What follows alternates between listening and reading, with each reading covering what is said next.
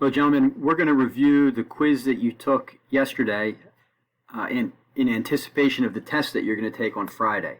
So the test on Friday is going to be all the material that's on this quiz, plus solving by the factoring method. And then that's it. There will be no quadratic formula and no completing the square. So it's a little bit pared down. It's not the entire chapter. So let me get right to it. First you have to just find the formula for the axis of symmetry of a parabola. And we know that's going to be x equals negative b over 2a, where b is the coefficient of the x term in a quadratic equation and a is the coefficient of the x squared term. It's just the coefficient, not the variable, just the number in front. Question number 2, does this parabola open up or down? The a coefficient tells us the direction. If a is positive, it opens up. So this is a positive 20. This parabola must open up. Next, we have to graph a parabola. You didn't have to say this, and you'll see it, but this parabola is going to open up as well because it's 1x squared. So in order to graph, we need to find the axis of symmetry. X equals negative b over 2a. Okay? In this case, b is negative 2. So that's a negative 2 over 2 times. I don't see a number in front of x squared, so I assume that it's 1. Just a single x squared. All right, negative 2 becomes a positive 2 over 2. That whole thing equals 1. So my axis of symmetry, I'm going to graph it right away. It's just x equals positive 1. So that's going to be this vertical line that's going to split our graph in half. Now, one of the reasons why the axis of symmetry is so important is it tells me what points I should plug in. So 1 is my middle, 2 and 3 above, 0 and negative 1 below. Because I've picked points that are the same distance away from the middle, I'm going to be able to save myself a little bit of work. For example, when I plug in negative 1, right, I get negative 1 squared, x squared, minus 2 times negative 1, minus 2x, minus 3. Well, that's 1 plus 2, 3, minus 3, that's 0. I know because of symmetry that when I plug in 3, I'll also get 0. So I have 2 points already, negative 1, 0, and 3, 0. Next, I'll plug in 0. That's pretty easy. 0 squared minus 2 times 0 minus 3, that just equals negative 3. By symmetry, when I plug in 2, I'll also get negative 3. And you could try it just to check, to confirm. I'll plot those 2 points. Finally, I'm going to plug in the middle, the vertex, 1 squared minus 2 times 1 minus 3. That's going to give me a negative 4. All right, those points look good. I can see the parabola coming into focus. If I didn't see that, maybe I would plug in some more points until I was really confident. But at a minimum, you need 2 points on either side of the vertex. And I'm asked to label the vertex. So I'll do that. Done. Got it. Right? If you don't give me all the points, you're not going to get all the credit. So remember to do that on your test. All right, next I have a min-max word problem. Rockets launched into the air, and I'm modeling the height h feet versus time t seconds. How high is it going to be after 3 seconds? So when t equals 3, what's h? Well, that's easy enough to find out. I'm just going to plug 3 in for t. Plug it into this formula. And I don't know that I can do this in my head, so I'm going to use the calculator. 3 squared is 9. 9 times negative 16 is negative 144.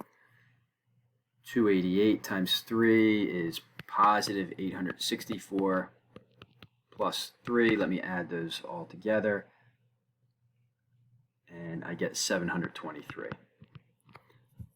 So after 3 seconds, this rocket will be 723 feet in the air. I don't know that that's the highest it'll go. Probably not. When will this rocket reach its maximum height? So when? Not what is the height, but when will it reach that height? Well, that's going to occur at the axis of symmetry. So instead of x, it's t equals negative b over 2a. So that's negative 288 over 2 times negative 16. That's negative 288 over negative 32. I need a calculator for that one. 9. So it's going to take 9 seconds before the rocket reaches its maximum height. So it's going up, up, up. At 9 seconds, it then starts to fall. How high will it be after 9 seconds? Just like part A, numbers are a little bigger, but it's the same idea. I'm going to plug 9 into the equation. So negative 16 times 9 squared plus 288 times 9 plus 3. I definitely need a calculator for this one. So I've got 81 times negative 16 is negative 1296. 288 times 9 is positive 2,592 plus 3. When I add those all together, I get, I believe, 1,299. So that'll be the maximum height of the rocket. Fairly typical min-max problem. All right, next we have some solving. Now these solving problems are all using the square root method, and I know that because they all have just an x squared, no x's. So I'm going to be able to isolate x squared and then take square roots of both sides. That's my game plan. All right, let's see how this goes. So I subtract 59 from both sides. Get 7x squared equals negative 55. Divide by 7. I've got x squared all by itself. It's kind of an ugly answer right now. I've got x squared equals negative 55 sevenths. So ordinarily I would just take the square root of both sides, but this one's special. X squared equals a negative number. That can't be. You know, how can you square a number, multiply a number by itself, and get something negative? Right? If I multiply a positive times itself, it's positive. If I multiply a negative times a negative, it's also positive. So this is special. It's a no solution. Anytime you get x squared equal to a negative number, an isolated x squared equal to a negative is always no solution. So hopefully you knew that was coming. All right, number 6, again, I'm going to isolate. Negative 1/2 x squared equals 0. I'm going to divide by negative 1/2, but I never like to divide by fractions. I always multiply by the reciprocal of that fraction. So I get x squared equals 0. All right, that one's a little unique too.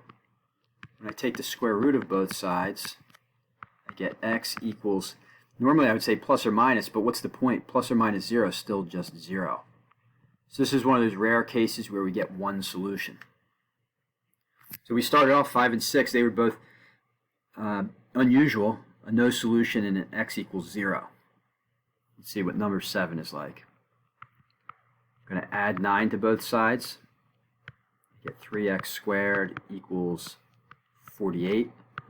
Divide both sides by 3. I get x squared equals 16. All right, that's pretty good. 16 is a perfect square. It's positive. I'm going to get my normal 2 answers. So I get x squared, radical x squared equals radical 16. Radical 16 is 4, but I got to remember the plus or minus. So x is either positive or negative 4. Those are my 2 solutions.